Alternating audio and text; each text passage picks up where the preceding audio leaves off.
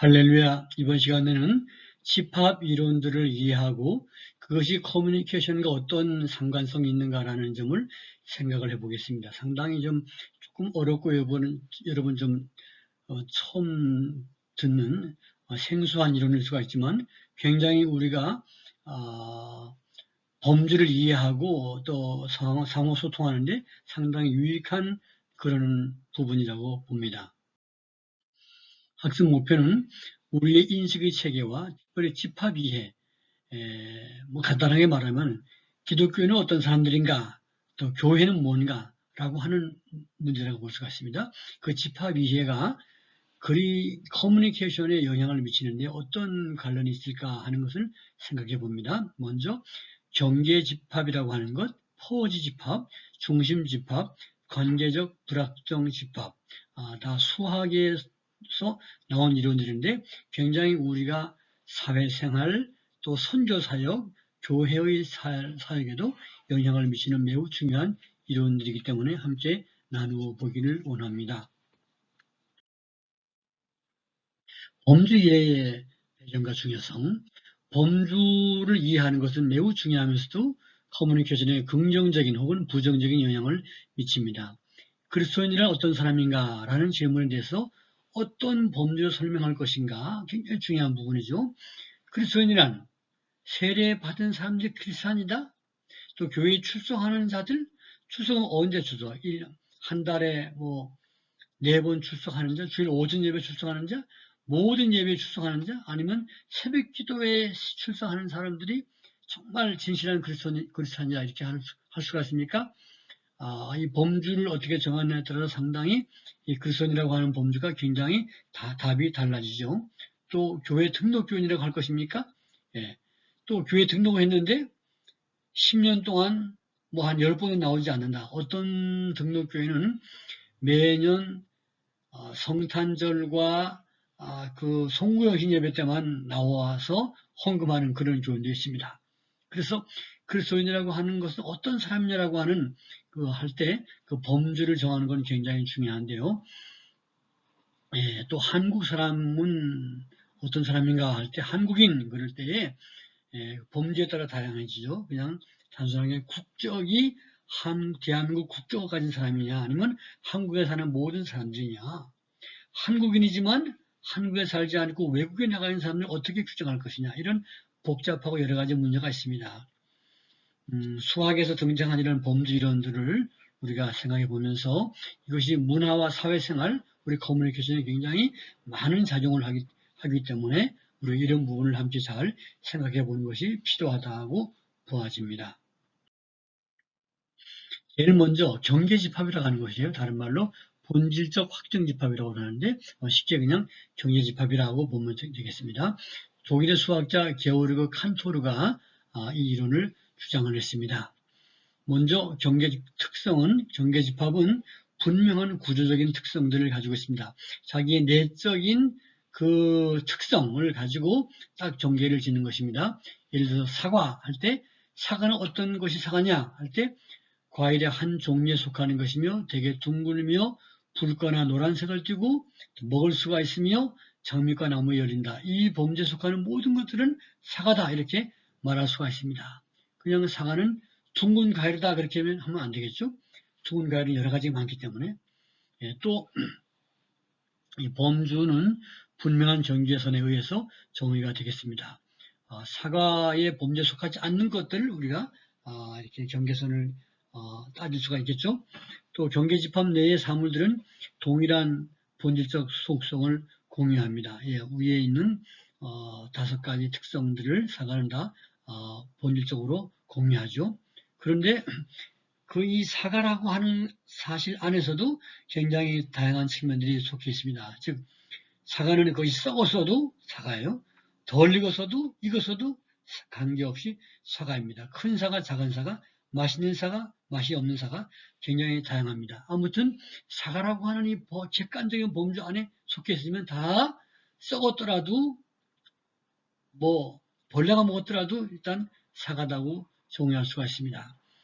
기독교인은 그럴 때 세례받은 자를 기독교인이라고 한다고 한다면 세례받고 지금 나오지 않아도 교회 나오지 않아도 기독교인의 범죄에 속하고 그 교회의 교인이라고 말할 수가 있겠죠. 그래서 정계집합이라고 하는 것은 어떤 특성을 갖고 있지만 상당히 그 내용적으로 많은 문제점들도 가지고 있다고 보겠습니다. 아마 그 교회 소속 교인이 몇 명이냐, 세례 교인이 몇 명이냐 할 때 어떤 간단하게 그 교회 교세를 파악하는데 좀 객관적으로 도움은 되겠죠, 그죠? 예, 그런 용도는 행정적으로는 이렇게 경계집합적인 것이 많이 사용되고 있습니다. 그러나 인간적인 대인관계에서 이 경계집합을 사용할 때는 우리가 상당히 여러 가지 면에서 막힐 때가 많이 있겠죠. 예, 경계집합으로서의 그리스도인들하고 우리 따져볼 때 첫째로 어떤 외부적 특성을 조건으로 분류할 수가 있습니다. 예를 들어서 세례받은 자, 또 다르게 사도신경을 구두로 시인하는 자, 어떤 경우는 술, 담배를 안 하는 자, 또 어떤 교회에 등록한 교인, 매주 출석하는 교인, 어떤 방식으로 우리가 경계집합을 규정할 수가 있습니다. 또 그리스도인과 비그리스도인을 분명하게 구분할 것입니다.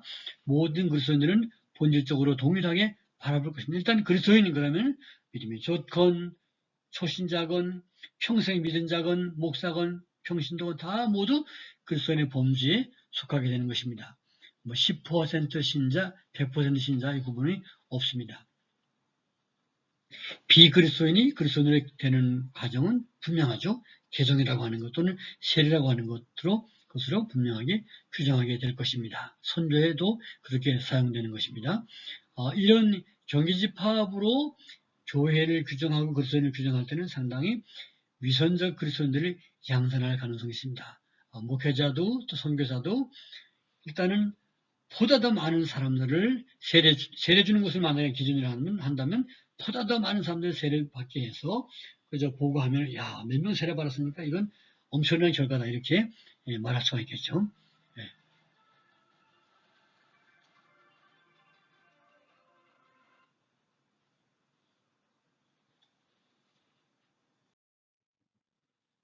그 다음 퍼지 집합이 있습니다. 캘리포니아 대학교의 로프트 에스터 자테라고 하는 분이 소개한 것입니다. 퍼지 집합은 고전적인 두 체계에 있어서 모든 계층은 상호 분명하게 정의된 경계선이 있다라고 생각이 됩니다. 남자, 여자, 산자, 죽은 자, 기혼자, 미혼자 이렇게 구분이 명확합니다. 그러나 현실에서 많은 경우의 계층은 경계선이 불명한 경우가 참 많습니다. 키가 작은 남자들 그룹, 지적이다, 재미있다, 피곤하다. 얼마큼 피곤한 것입니까? 피곤하다고 하는 것 표현도 애매합니다. 컨디션이 좋지 않다. 상당히 주관적이죠. 아프다 이런 말도 마찬가지입니다. 낮과 밤, 심지어 우리가 낮과 밤, 바다와 육지, 나무와 숲 이런 것도 쉽게 우리가 말은 경계선적으로 구분해서 말하지만 실제상으로 보면 낮과 밤의 구분이 명확하지가 않아요. 어느 시점부터 밤이 됩니까? 해가 넘어갈 때부터요? 해가 넘어간다고 하는 것은 어떤 것입니까? 서산마을의 해가 딱 넘어갔을 때가 그때부터 밤인가요? 아니면 시간적으로 따진가요? 굉장히 애매한 부분이 있습니다. 퍼지 집합에서는 명확한 경계 대신에 10%, 30% 등 분포도를 통해서 분포도로 표현하는 것이 많이 있습니다. 흑색인, 흑인, 황색인, 백인, 또 한국인, 중국인, 미국인 이렇게 하는 것도 실제 그 조상에서 둘 이상의 다른 종족의 피가 많이 섞여 있고 한국인도 엄밀하게 따진다고 한다면 중국에서 기화한 사람도 많이 있는데 중국에서 만약에 100년 전에 기화한 사람이면 이미 다 한국 사람으로 인정할 겁니다. 그러나 최근에 만약에 중국에서 들어온 사람이 있다고 한다면 그 사람은 여행객일 수도 있고 한국에 아직까지 한국 국적을 따지 못한 사람일 수도 있고 한국 근로자일 수도 있고 다양합니다. 포지 집단은 그러한 측면, 그러한 여러 가지 다양성을 인정함으로써 명확한 경계선이 없다라고 하는 것입니다. 조금 전에도 설명하다 말았는데요. 이 편의 바다와 육지를 본다면 여러분 어디서부터 바다이며 어디서부터 어디까지 육지입니까? 명확하지가 않습니다. 그 나무숲 주변으로 바닷가에 해안선이 있는데요. 해변이 있는데 이 해변이라고 하는 것이 경계선이 명확하지 않아요. 왜? 바닷물이 들어갔다 나갔다 하기 때문에 들어올 때는 해변이 좁아지다가 나갈 때는 해변이 넓어집니다. 들어왔다 나갔다 하는 그 증폭도 매 계절마다 다르죠. 그렇기 때문에 쉽게 간단하기는 표현상 육지다, 바다다, 또 해변이다 이런 말을 쓸 수가 있지만 명확한 경계선은 좀 불확실하다. 그런 면에서 볼 때 퍼지 집합적으로 우리가 표현할 수 있는 것입니다. 여기 오른편에 있는 사람들, 여기 남자도 있고 여자도 있는 것 같은데요. 흑인도 있고 백인도 있고 다양한 사람들이 섞여 있습니다. 이런 사람들을 어떤 범주로 말할 때 굉장히 애매성이 있습니다. 키가 큰 사람들의 집단, 아니면 키가 몇 센티미터 이상 되는 사람들의 집단을 말할 수가 있겠죠. 그래서 어떤 범주를 정할 때 한 가지만 가지고 완벽하게 다 해석할 수는 없는 부분이 있다. 그 밑에 산과 계곡이 있는데요. 어디부터 계곡입니까?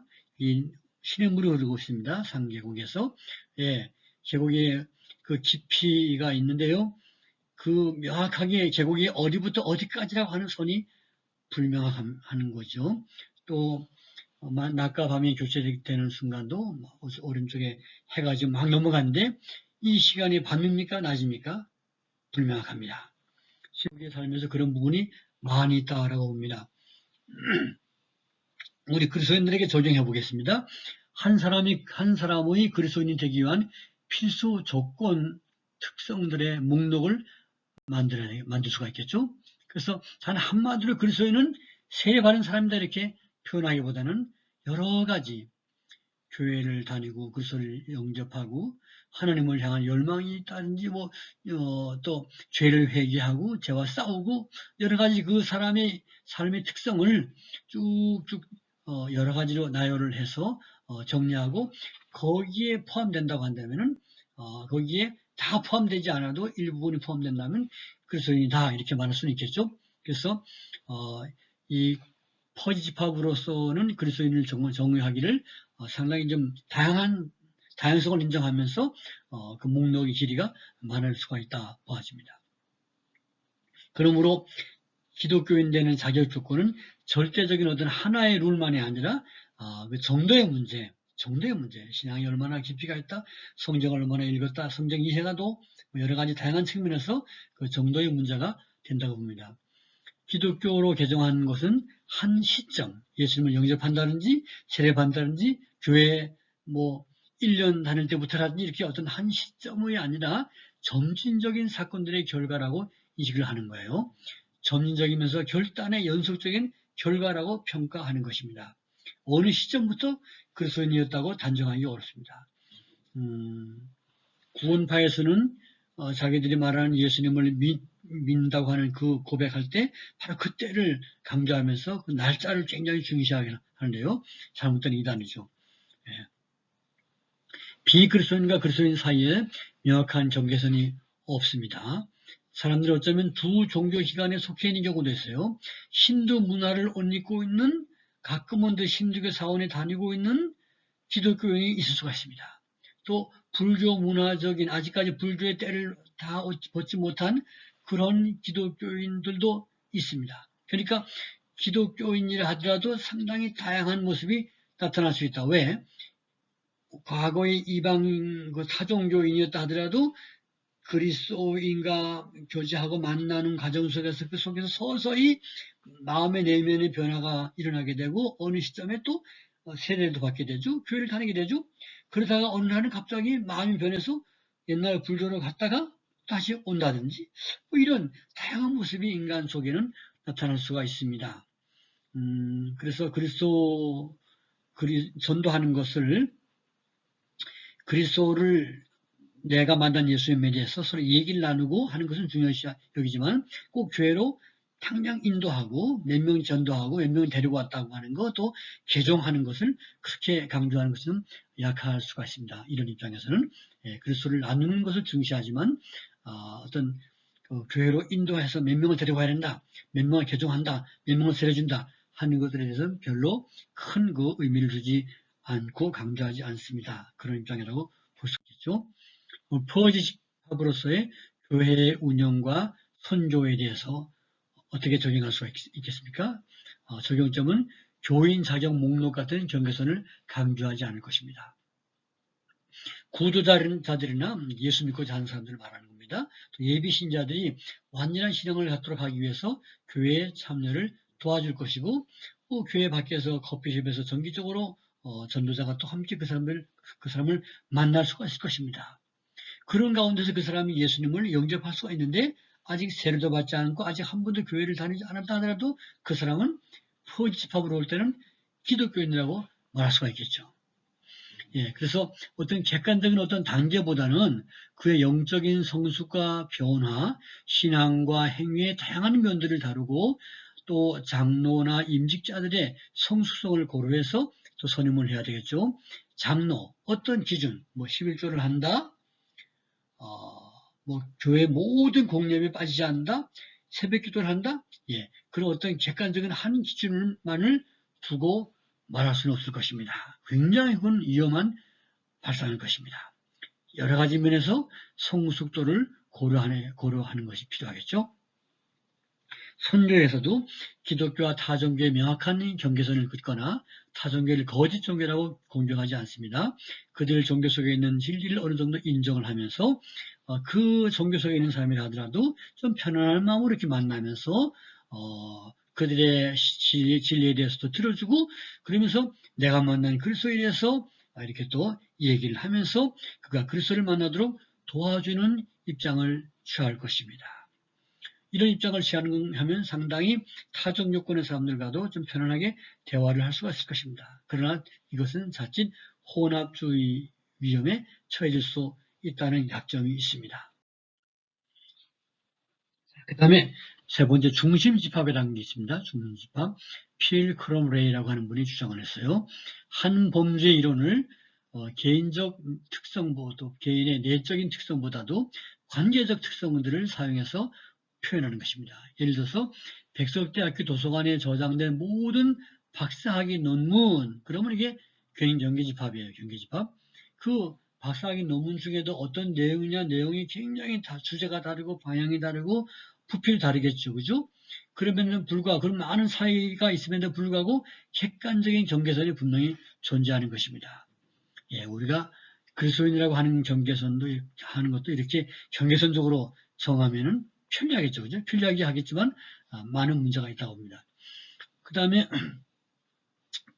중인집합은 갑이라고 하는 학생에 의해서 대출된 이 도서관의 모든 서적들은 갑과의 관련성에 의해서 정의된다. 그래서 갑이라고 하는 학생에 의해 제출됐다고 할 때 갑과의 관계성에 의해서 그 주제가 아무리 다르고 해도 갑과 관계성이기 때문에 이 경계선에 그 중심집합적 개념에서 볼 때 한 범죄에 속하게 된다, 이렇게 보게 되겠습니다.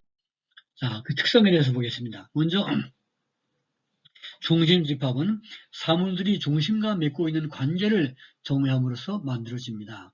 과학에서 많이 사용합니다. 예를 들어서 모래와 색가루가 가득히 들어있는 상자 안에서 자석에 이끌리는 입자들을 철이라고 정의하고 자석에 끌리지 않는 것들은 모래라고 하겠죠.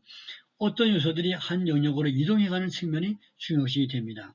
안에 있느냐 밖에 있느냐, 중심을 향하느냐 중심과 상관이 없냐 등에 대한 분명한 경계선을 가집니다. 바깥에 있을 수가 있어요. 그렇지만 밖에서도 중심을 향해서 가고 있다면 그는 역시 중심과 관계성이 있다라고 말할 수가 있습니다. 모든 것들은 중심에서 멀든 가깝든 완전한 집합의 멤버들입니다. 중심에 가까워야만이 이 집합 범주가 아니라 중심에서 멀다 하더라도 그가 중심을 향해서 만약에 관심이 있고 움직이고 있다고 한다면 그도 역시 그 집합에 속한다고 말할 수가 있겠죠.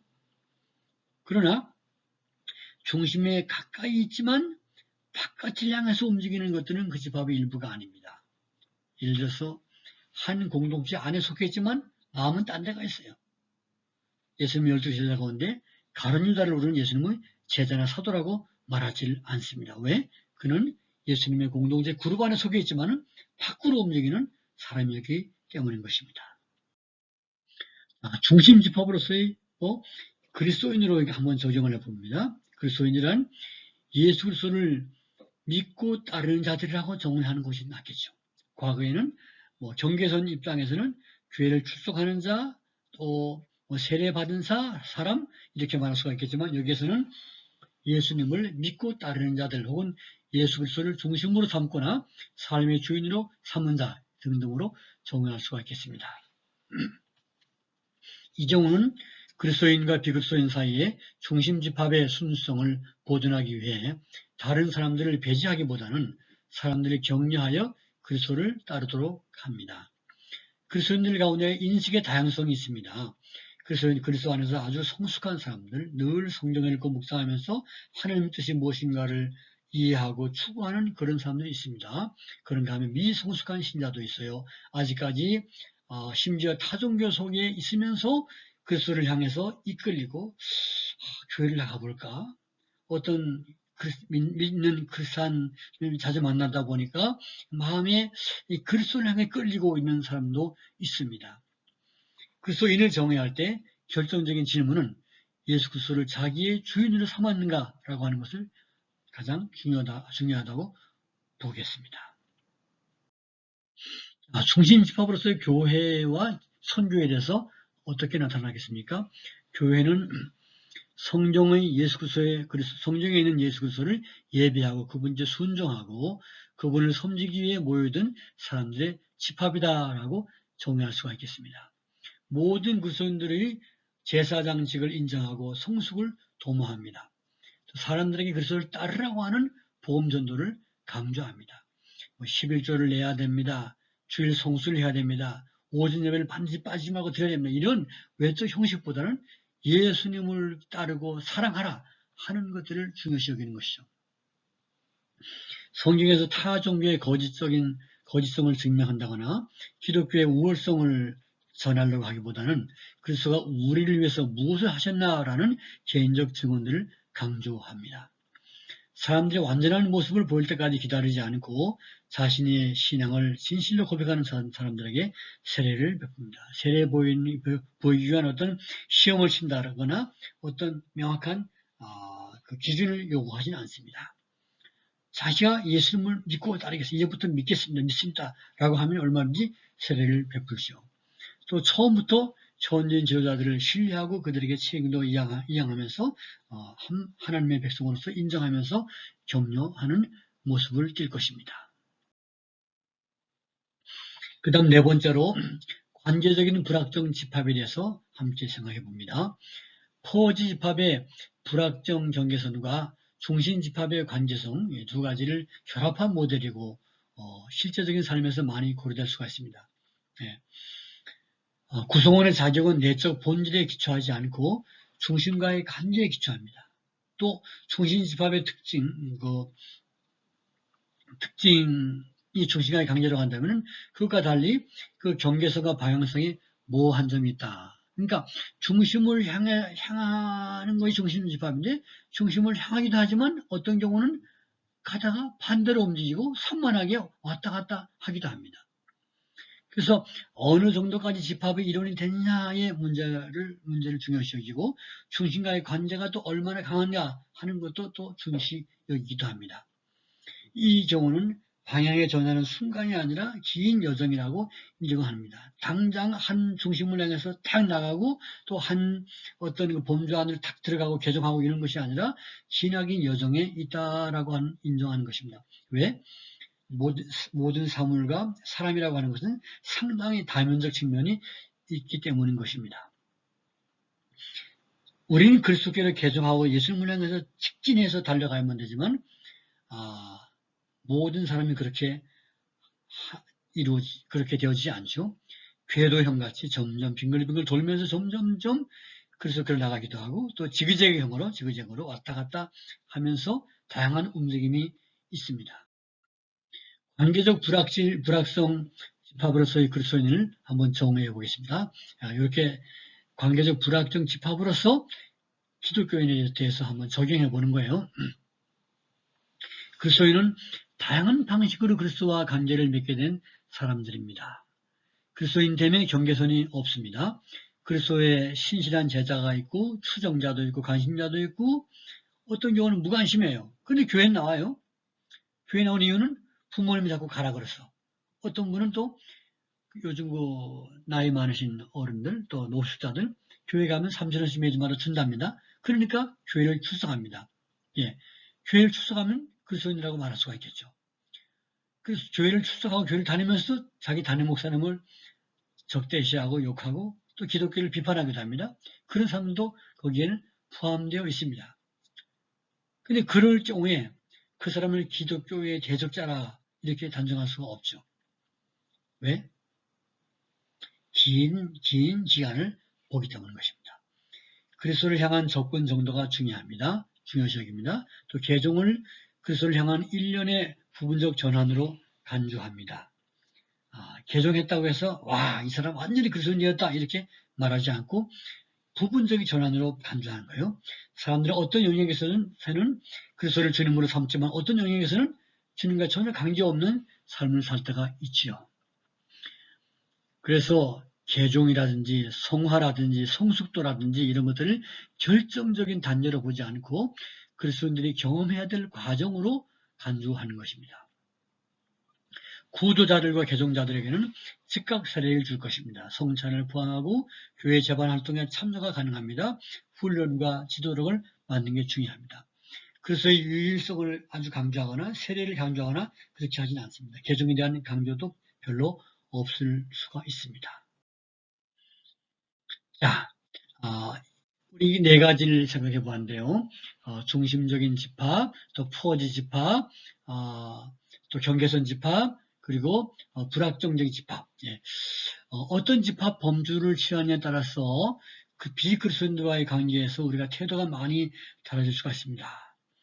제일 편안한 것은 중심 불확정적 집합이 가장 편안하겠죠. 그런데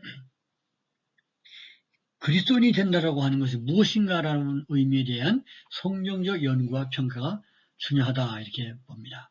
그리고 경계집합은 행정적 통계를 내는 데는 유용하지만 단절과 투쟁으로 나타날 수가 있습니다. 타종과 기독교의 경계선을 너무 강조하고 또 개종을 너무 강조하고 하다 보니까 다른 종교와 투쟁적으로 비칠 수가 있고 사회생활 할 때 우리가 전도할 때도 이것이 굉장히 투쟁적으로 전도하는 방식을 띌 수가 있습니다.